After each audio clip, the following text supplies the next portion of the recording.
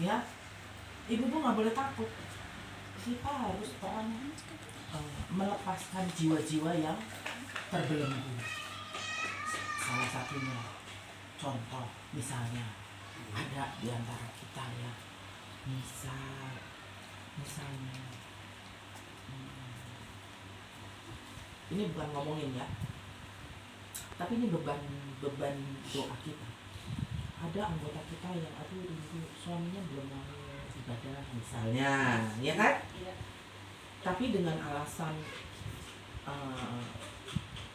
yang macam-macam lah, yang malu misalnya, atau apa, malu, contoh nih, malu nggak ada sepatu, contoh. Ya, benar nggak ibu? Nah, istrinya pasti, saya tahu istrinya punya kerinduan besar, suaminya tuh mau datang ke gereja, benar nggak Bu Ade? Nah, inilah fungsinya kubu doa, mendoakan mereka yang jiwa-jiwa yang masih terbelenggu apa? Roh malu, roh minder. Ya. Jadi kubu doa ini punya fungsi dan punya tujuan dan punya target, supaya jangan cuma seperti persekutuan doa. Kubu doa beda loh sama persekutuan doa, ya.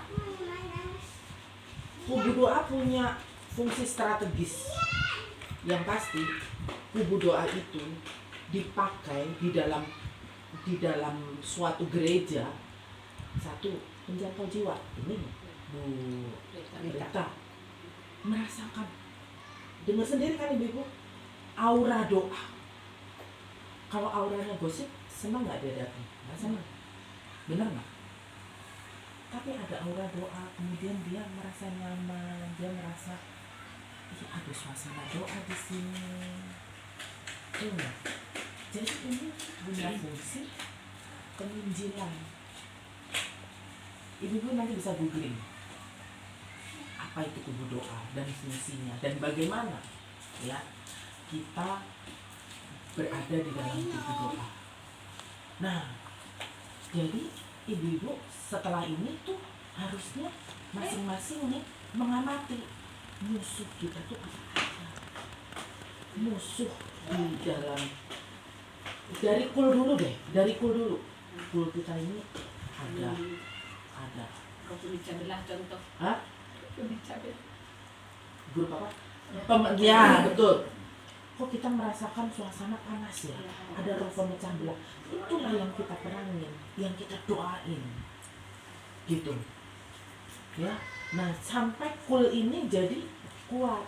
Nah, jadi ya ibu-ibu tuh mesti mengerti, memahami, menyadari kubu doa ini fungsinya yang paling penting adalah menopang kepala dari serangan. Sebab saya dulu waktu mau jadi pendeta itu harus ikut camp, namanya camp Dulos. Jadi ikut nggak? Belum. Oh, pernah ikut ya. Camp Dulos. Itu hal yang paling tidak boleh adalah pengerja menyerang gembala. Itu paling pantang.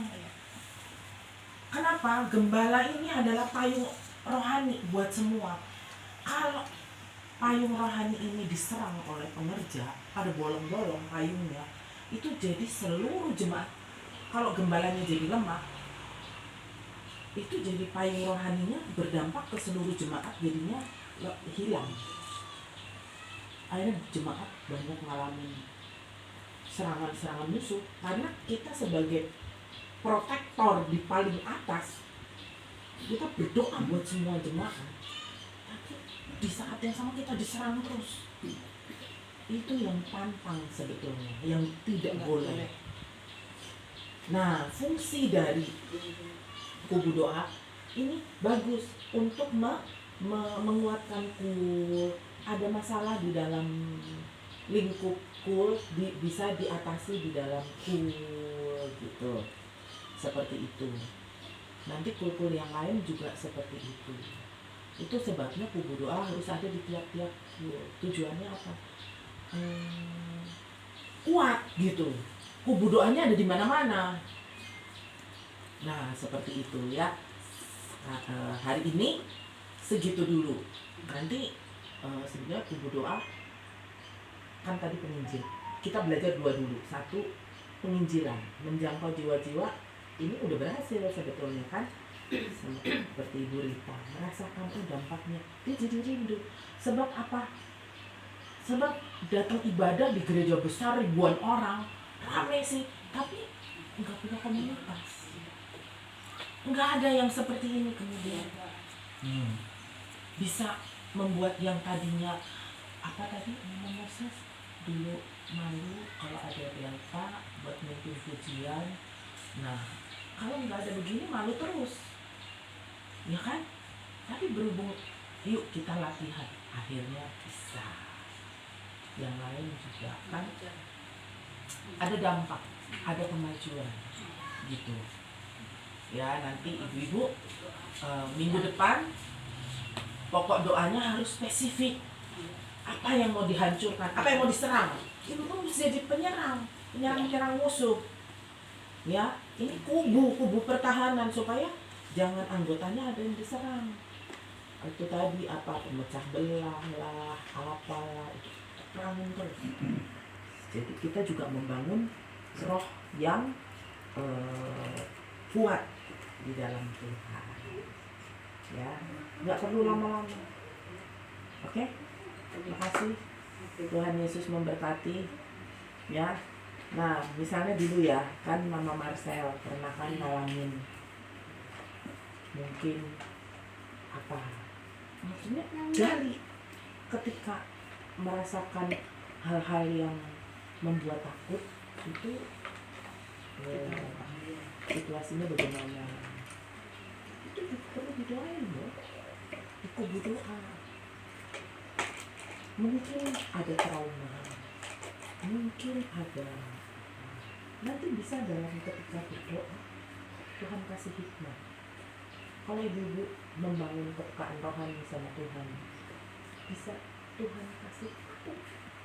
Oh, misalnya Mama Marcel itu pernah misalnya waktu kecil mungkin tiba-tiba ditinggal sama orang tuanya. Nah itu seperti kemudian mengendap di alam bawah sadar, sehingga bisa ketika dewasa kondisi tertentu itu muncul pengalaman yang dia enggak jauh-jauh dari sana. Kadang bisa Tuhan bicara langsung, tapi dalam satu atmosfer doa gitu. Ya, jadi benar-benar ibu-ibu tuh kumpul benar-benar berdampak. Amin. Ibu yang luar biasa. Terima kasih.